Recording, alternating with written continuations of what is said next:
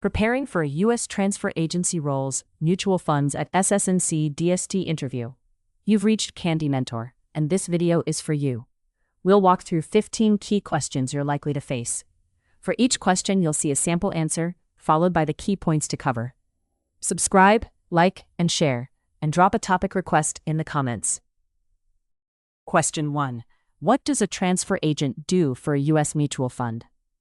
A transfer agent is the record keeper for fund shareholders. For a mutual fund, the TA maintains accounts, processes purchases, redemptions, exchanges, transfers, distributions, and address or registration changes. It also supports tax reporting, statements, cost basis, and regulatory controls like CIP and privacy. In an SS&C DST environment, I would connect daily production accuracy with investor experience, because bad record keeping quickly becomes financial loss, complaints, or compliance risk. While answering, focus on the transfer agent's role as shareholder record keeper, daily transaction processor, investor service hub, and compliance support function for U.S. mutual funds, especially in outsourced SS&C DST operations. Question 2. Walk me through how you would process a mutual fund purchase or redemption. Purchases and redemptions follow the fund's prospectus and cutoff rules. I would first validate the account, registration, trading authority, fund eligibility, dollar or share amount, and payment method.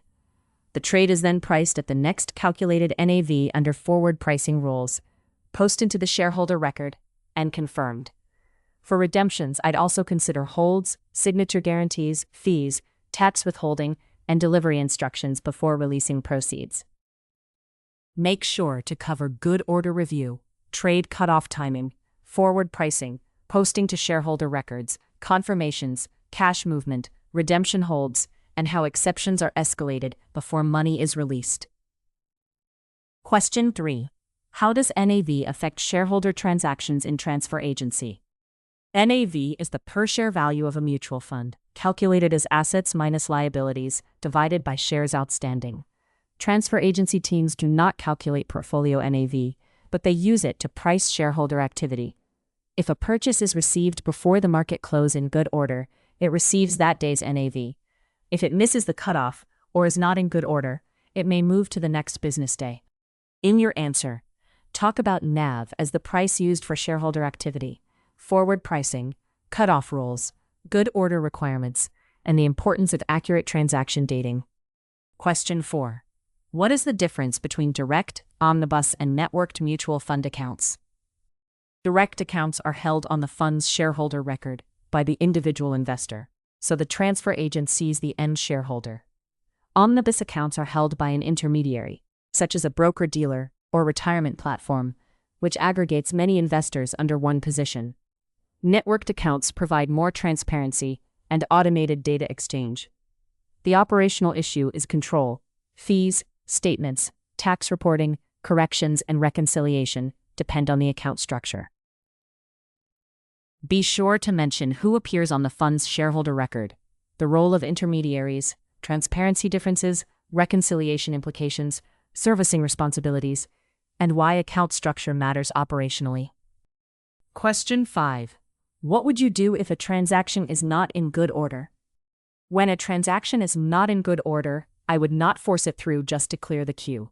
I'd identify the defect, such as missing signature, invalid fund number, insufficient shares, stale price date, or incomplete payment details. Then I'd follow procedures: reject, pend, request documentation, or escalate.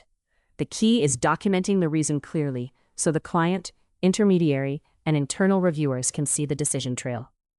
While answering, focus on identifying the missing or invalid item, following documented procedures, not bypassing controls, communicating clearly, documenting the decision, and escalating unusual or time-sensitive issues. Question 6. How do AML, KYC, and CIP requirements show up in transfer agency work? AML and CIP controls protect the fund complex from opening or servicing accounts for prohibited or unidentified parties. In transfer agency work, that means collecting required identity data, screening against watch lists, resolving mismatches, and applying restrictions when documentation is missing. I would treat these as risk controls, not paperwork. If an account fails verification, I'd follow escalation procedures before processing activity that could create regulatory exposure. Make sure to cover customer identification, required account data, watch list screening, documentation gaps, account restrictions, escalation, and the difference between operational processing and regulatory risk control.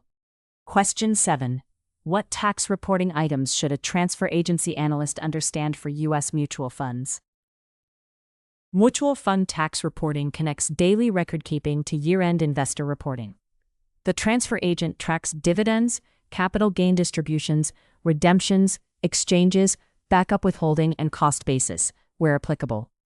Forms like 1099 Div, 1099B, and 1042S depend on clean account data. A small registration or TIN issue can become a tax reporting problem, so I'd focus on accuracy throughout the year, not just during tax season cycle. In your answer, talk about dividends, capital gains, redemptions, exchanges, backup withholding, cost basis, tax forms, TIN accuracy, and how daily record-keeping supports year-end reporting. Question 8. How are dividend and capital gain distributions processed for mutual fund shareholders? Distribution processing is where fund events hit shareholder accounts. Once the fund declares income dividends or capital gains, the transfer agent applies each shareholder's election. Reinvest into additional shares, pay cash by check or ACH, or direct proceeds elsewhere if allowed. The team must use the correct record date, ex-date, payable date, and NAV. Errors affect balances, statements, tax lots, and the investor's reported income. Be sure to mention declaration and payable dates, shareholder elections, reinvestment versus cash payments, correct NAV use, record date population, and downstream impacts on tax reporting and statements. Question 9. What are lost shareholder and escheatment processes, and why are they important? Lost shareholder and escheatment work is about protecting investor assets while meeting state unclaimed property laws. If mail is returned, or there is no account activity for a statutory period, the account may require search, restriction, notification, and eventual remittance to the state. I would be careful with dates, state rules, and documentation, because premature or late escheatment can create client complaints and regulatory issues exposure. While answering, focus on returned mail, inactivity, state unclaimed property rules, search and notification efforts, account restrictions, remittance timing, and the risk of investor complaints or regulatory issues. Question 10.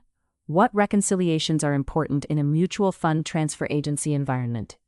Reconciliation proves that shareholder records agree with cash, shares, and fund accounting records.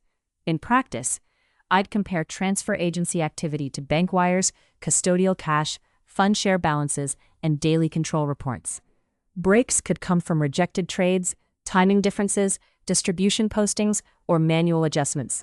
I would age the break, research root cause, document evidence, and escalate anything affecting NAV, shareholder balances, or client reporting. Make sure to cover shareholder activity, cash, shares outstanding, bank or custodian records, fund accounting alignment, daily control reports, aging breaks, root cause analysis, documentation, and escalation. Question 11. How would you handle an upset shareholder calling about a delayed redemption? In a call center or investor services role, the first priority is control plus empathy. I'd verify the caller before discussing account details, listen carefully, and summarize the issue back. If the investor is upset about a redemption delay, I'd explain the specific requirement, such as a medallion guarantee or hold period, without blaming them. Then I'd give a clear next step and document the interaction.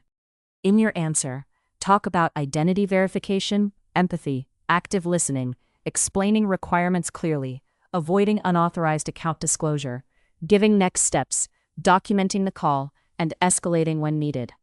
Question 12. How would you approach a trade correction or reversal? A trade correction should be handled with discipline because it changes the shareholder record and may create a gain, loss, or compensation item. I'd confirm the original trade, identify the error source, obtain required approvals, and process the reversal or adjustment under procedure. If the error caused the investor to receive the wrong NAV or proceeds, I'd calculate the impact and escalate for remediation and client notification. Be sure to mention verifying the original transaction, identifying root cause, obtaining approvals, maintaining an audit trail, assessing financial impact, correcting shareholder records, and escalating compensation issues. Question 13. Explain forward pricing and why Rule 22C1 matters in mutual fund operations. Forward pricing under Rule 22C1 means mutual fund transactions receive the next NAV calculated after a valid order is received. The transfer agent must apply cutoff times consistently, usually around the NYSE close, and distinguish received from completed paperwork. I would emphasize good order standards because accepting a late or incomplete trade at the wrong NAV can create unfair treatment, market timing risk, and a control breach. While answering, focus on next calculated NAV, order receipt timing, market close cutoffs, good order standards, consistent treatment of investors, market timing prevention, and control risk. Question 14. How do you maintain accuracy while working through high transaction volumes and deadlines? In high-volume transfer agency operations, I manage risk by using checklists, queue prioritization, and a clean audit trail. I'd separate same-day deadlines from lower-risk maintenance, review exceptions before posting, and ask for a second review when a transaction is high-dollar or unusual. Speed matters at SS&C DST, but accuracy and procedure matter more, because one shortcut can affect thousands of shareholder records in production daily.